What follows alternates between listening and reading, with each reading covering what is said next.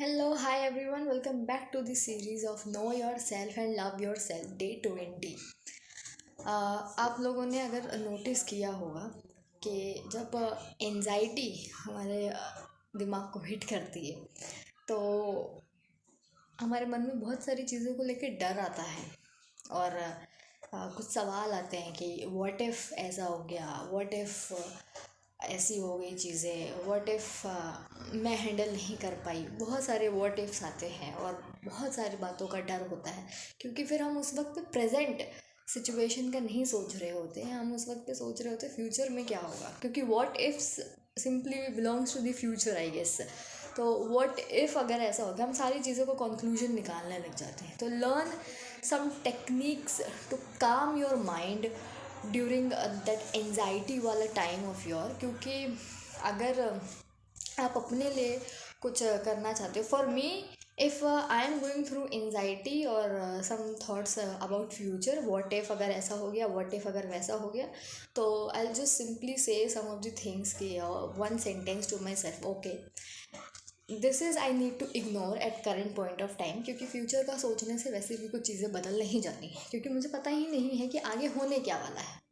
तो why to think about those things.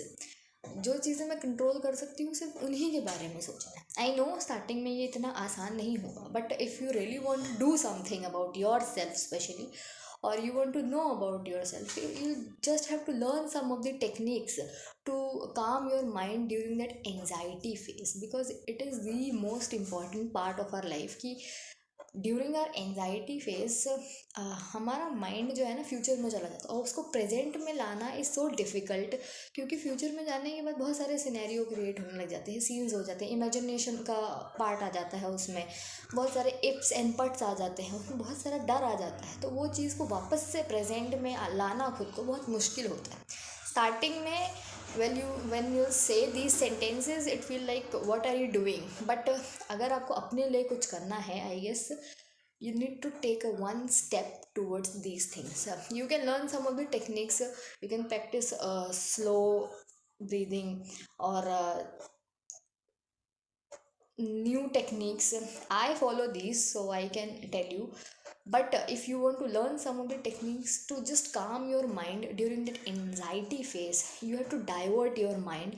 You have to say some of the things to yourself that calms you, that give you that safety in your mind, that okay, I am here at present, I know I am safe, future will definitely take that part of that future कि हम future में future की tension लेंगे, अभी नहीं।